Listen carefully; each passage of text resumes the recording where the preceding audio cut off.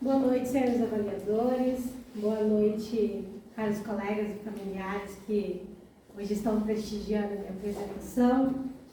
Meu nome é Lenita Daiane Ribeiro da Silva.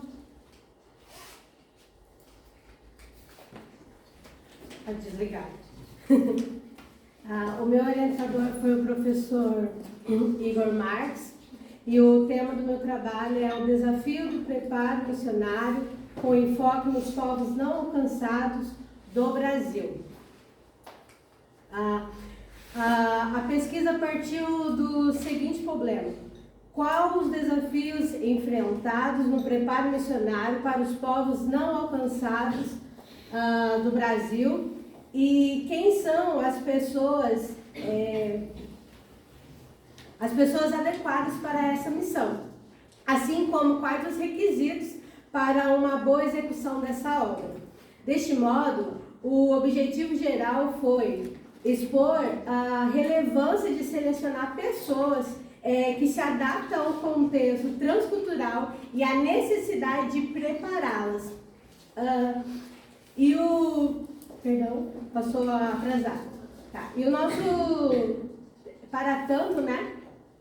Diante disso, a gente tem a primeira sessão do trabalho que foi feito para analisar as origens do termo PNA e a sua definição e entender quem são eles no contexto Brasil. A segunda sessão ela serviu para descrever quem são os vocacionados para essa missão, assim como os requisitos para a missão transcultural em nosso país.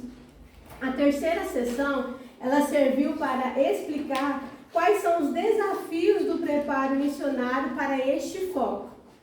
Partiu-se da hipótese de que o preparo missionário focado nos povos não alcançados do Brasil depende de uma conscientização de quem são eles e da escolha de pessoas capazes de executar com responsabilidade e dedicação a obra a elas incumbidas.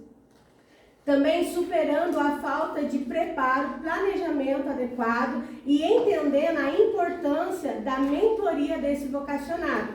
Foi realizada, então, uma pesquisa básica e estratégica, coletando conceitos e processando escritos para obtenção de um conhecimento sistematizado, organizado por meio de uma pesquisa bibliográfica, a fim de analisar o tema de estudo proposto nesse artigo. As análises feitas a partir das informações pesquisadas nos levou a várias perguntas que buscamos responder neste artigo. No capítulo 1, nós vamos responder a primeira pergunta, que foi: quem são os PNAs no Brasil? Aqui nós vamos tratar a origem do termo e entender o contexto, né, que ele surgiu. Então é neste momento que nós vamos expor um breve relato dos acontecimentos que levaram à classificação de um novo foco missionário, que surgiu nos meados do século XX, onde os crentes evangélicos estavam acreditando que já estava findando o cumprimento, né, já estava no fim do cumprimento da obra evangelizadora, ou seja, da grande comissão. Então, porque eles tinham ali uma ideia de que todos os países já existiam cristãos. Então, eles estavam vendo isso como o fim da grande comissão. Mas aconteceu o fato, na conferência que teve na Suíça, né, organizada pelo evangelista americano Billy Graham, onde o missiólogo Ralph Winter, ele contrapôs essa visão de fim de tarefa, né? Porque ele expôs ali a sua descoberta, onde ele explicou, que nação não é o país geográfico, e sim povos com diferentes culturas, idiomas e costumes. Ele entende que dentro de uma nação geográfica pode haver ali várias outras nações ou povos, né? Se a gente quiser usar o termo povo. Então ele traz também um exemplo da China, onde a China era considerada alcançada, porque ali existia um povo que confessava a fé cristã. Porém, a China é composta de vários povos minoritários, povos pequenos, que existe ali culturas diferentes, idioma diferente. Então ele disse que esses povos, essa nação só vai poder dizer que ela é alcançada se for verificada cada um desses povos minoritários que existem dentro do país.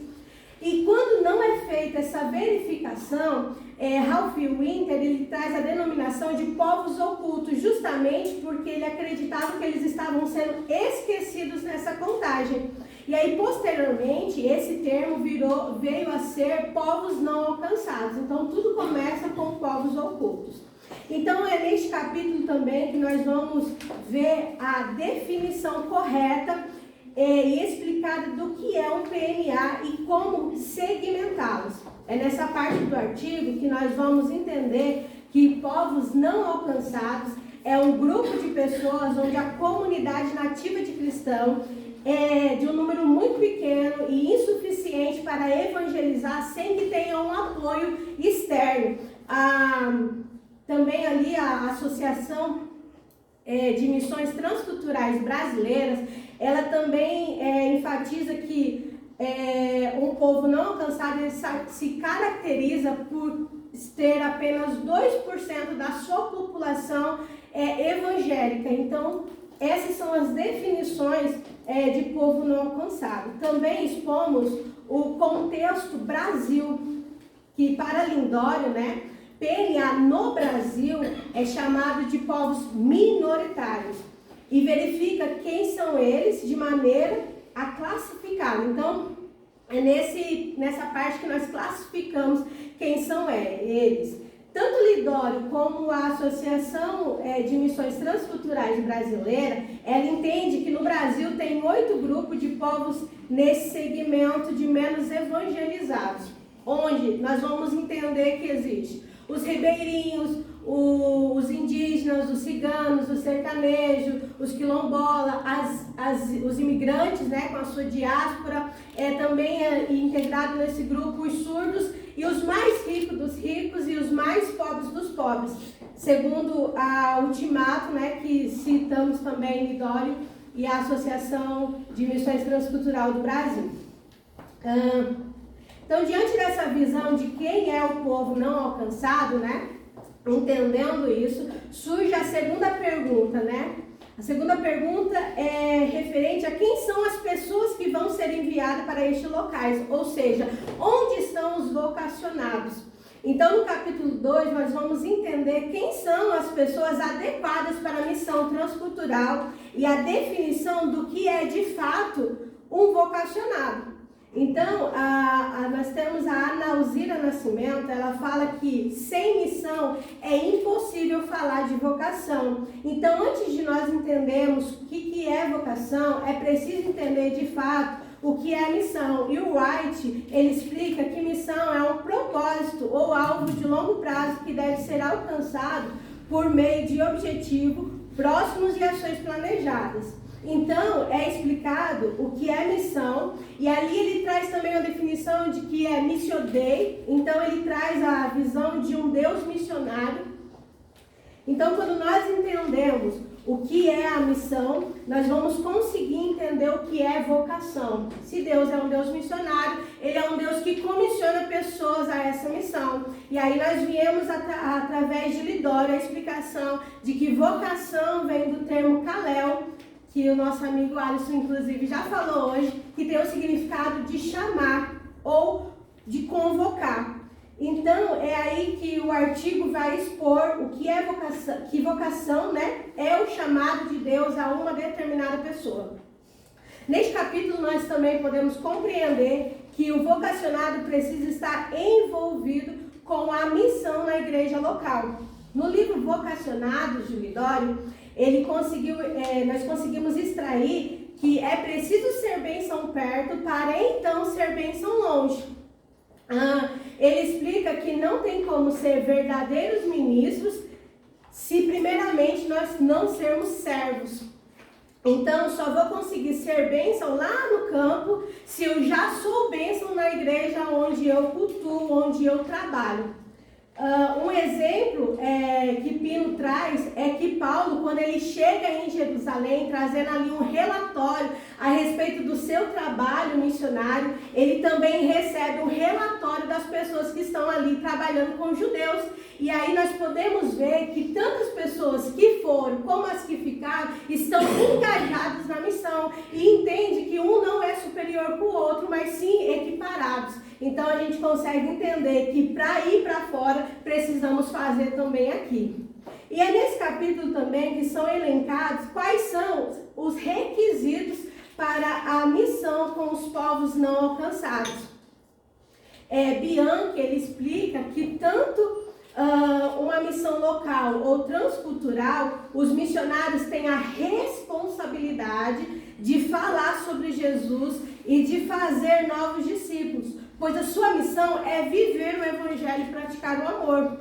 Então, é nessa parte do artigo que nós vamos tomar conhecimento do perfil do vocacionado, que, segundo Lidório, exige um preparo específico, por quê? Porque vai lidar com outras línguas, outra cosmovisão, outro contexto social que é distinto do seu. É também neste momento, né, que vai impor fortes adaptações ao vocacionado.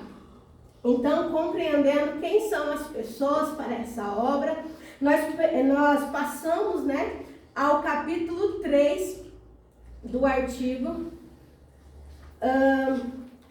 que elenca quais são os desafios do preparo missionário. É aqui que nós vamos entender, de fato, quais são os desafios que precisamos superar no preparo dos missionários. E o primeiro desafio é a falta de preparo. A frase ficou antes. O primeiro desafio é a falta de preparo. Apesar do ID ser urgente, né? Isso não isenta ninguém do preparo. Alguns acreditam que deve ir o mais rápido possível, porque a obra é urgente, o ID é urgente. Porém, quando a gente pula essa etapa tão relevante na vida do missionário, fica uma lacuna na vida desse missionário. Então, a Thaís, ele explica que as agências missionárias, elas já vêm se preocupando, elas já têm se preocupando cada vez mais com o preparo do candidato de maneira adequada, evitando, então, um retorno prematuro desse missionário que foi para o campo, que é uma clara consequência da falta de despreparo. O autor, ele explica que quando há bom preparo, o missionário, além de estar ciente dos possíveis choques, consegue fazer uma contextualização correta para comunicar a palavra de Deus com fidelidade, evitando o sincretismo e o transporte da sua cultura para o povo onde ele está trabalhando. E o artigo, ele expõe que é neste momento que o missionário vai fazer viagem de curto prazo, é neste momento que ele vai conhecer o local para onde ele vai atuar, neste momento ele vai aprender o idioma, se necessário, fazer os cursos necessários. É neste momento que ele vai entender qual é a alimentação a qual ele vai ser exposto e conhecer quais são elas. Ele vai ter uma visão clara do estilo de vida a qual ele vai viver posteriormente. Então, é no preparo que o missionário se ambientaliza, né, com o contexto onde ele vai fazer missão. Outro desafio também que o artigo aborda é a importância da mentoria do missionário, ou seja, o pastoreio de quem vai para o campo, né? O Aldrep, ele expõe que ser mentor de outro é uma disciplina como a oração diária, o estudo da Bíblia e a memorização das Escrituras. Então, ele está equiparando com outras áreas tão importantes quanto essa.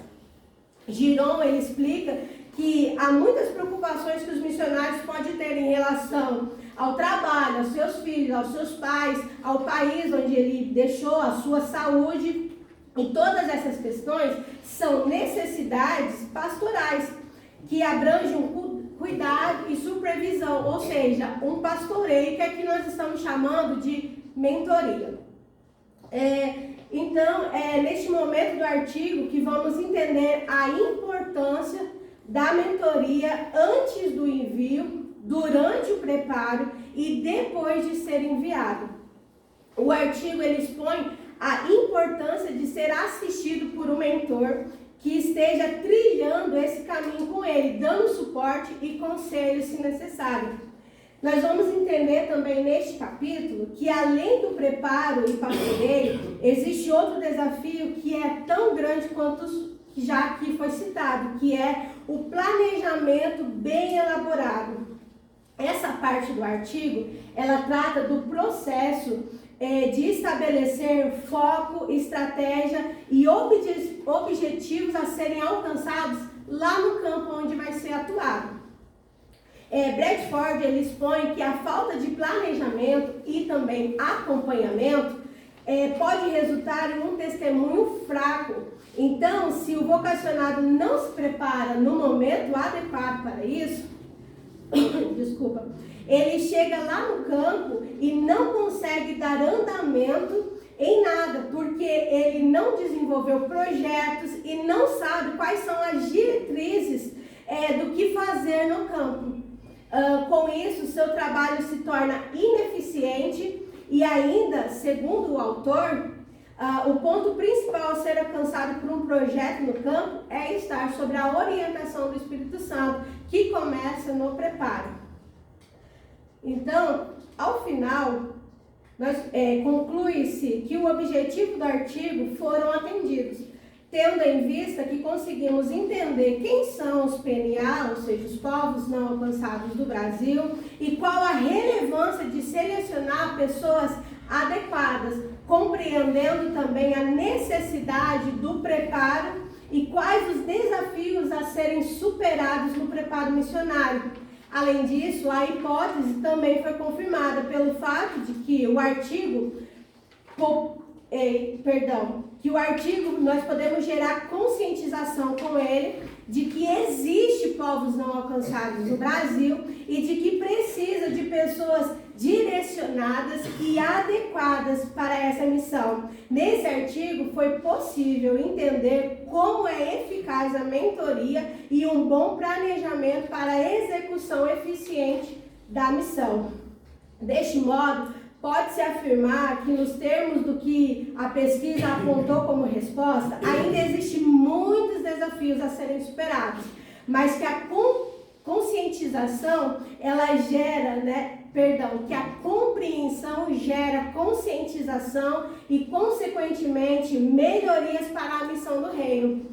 Então, depois desse artigo, nós podemos responder com clareza a frase que o Senhor fala para Isaías: a quem enviarei e quem há de ir por nós?